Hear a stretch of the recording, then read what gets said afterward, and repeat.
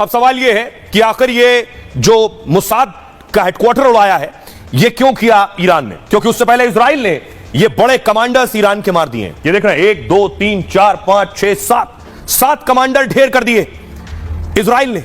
अगली तस्वीर देखिए जरा, दूसरी तस्वीर, ये जिसकी तस्वीर कल मैंने आपको दिखाई थी। ईरान ने अपना नया कमांडर चुन लिया था। कमांडर तो नया चुन लिया, कमांडर की रैम्बो की तरह एक तस्वीर भी डाल दी ईरान ने नए कमांडर की गोली चलाते हुए। लेकिन आपको जानकर ताज्जुब होगा, इस कमांडर को भी, जो नया ही बना था कल, इस कमांडर को भी इजराइल ने मार दिया। अगली तस्वीर देखिए, ये वो कमांडर अली शादमानी, नए आर्मी चीफ को भी इजराइल ने ढेर कर दिया है। आपको याद होगा इसका हाल वैसा हो रहा है जैसे हिजबुल्लाह चीफ मारे जा रहे थे एक के बाद एक, तो लेबनान ने क्या किया, चीफ बनाने ही बंद कर दिए कि जिसको चीफ बनाओ अगले दिन वो मार दिया जाता है। जंग में इजराइल ने खमनेई को बड़ा झटका दिया है। ईरान के नए सेना प्रमुख अली शादमानी को ढेर कर दिया। अली शादमानी को 4 दिन पहले ही सेना प्रमुख बनाया गया।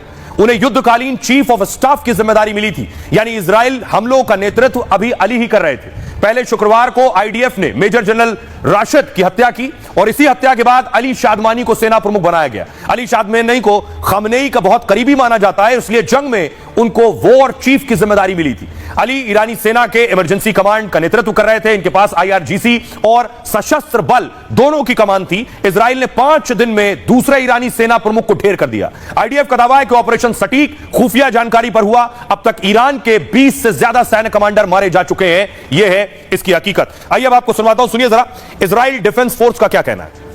של הדיקטטור במדינה השכנה לאיראן। खामनेई को ईरान के लोग ही फांसी पर लटकाएंगे। याद रखिए, ईरान के पड़ोसी देश इराक में तानाशाह के खिलाफ क्या हुआ था, वो भी इजराइल के खिलाफ था।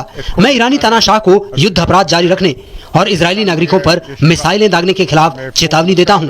उन्हें याद रखना चाहिए कि पड़ोसी देश ईरान के तानाशाह के साथ क्या हुआ था, जिसने इजराइल के खिलाफ यही रास्ता अपनाया था। ראיתי את עוצמתו של צה"ל। अब देखिए एक के बाद एक सारे कमांडर ईरान के मारे जा रहे हैं तो खौफ बढ़ गया है, कमांडोज में खौफ बढ़ गया है। खमनेई डरे हुए हैं कि आखिर उनके कुछ और चीफ ना मार दिए जाएं। तस्वीर दिखाऊं मैं अगली आपको। यह तस्वीर आप देख रहे हैं आईआरजीसी यानी ईरानी सेना का जो बैंक है, ईरानियन रेवोल्यूशनरी गार्ड का जो बैंक है, उसके एटीएम पर साइबर अटैक हुआ है। एटीएम काम करने बंद हो गए। इजराइल ने यह साइबर अटैक किया है, जिसके बाद उनकी सेना का एटीएम काम नहीं कर रहा है। और अब डर है कहीं वैसा ना हो जैसा लेबनान में हुआ था। इस तरह से मोबाइल फटने लगे थे अपने आप, पेजर फटने लगे थे अपने आप। अब यह डर सता रहा है खमनेई को, यह डर सता रहा है ईरानी सेना को कि कहीं इजराइल ऐसा ना कर दे, इसलिए मोबाइल रखने पर भी बैन लगा दिया गया है। यह बैन लगाया है इजराइल की सेना पर। सेना प्रमुख अली की मौत के बाद ईरान में नया आदेश जारी किया गया।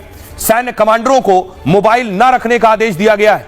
माना यह जा रहा है कि इजराइल मोबाइल लोकेशन ट्रैक कर रहा है और इसी के सहारे दर्जनों कमांडर और न्यूक्लियर वैज्ञानिक मारे गए। ईरानी सेना में इलेक्ट्रॉनिक उपकरण पर खास निर्देश जारी हुए। टेलीकॉम नेटवर्क आधारित उपकरण से दूर रहने को कहा गया है और माना जा रहा है फोन स्विच ऑफ होने पर ट्रैकिंग संभव होती है।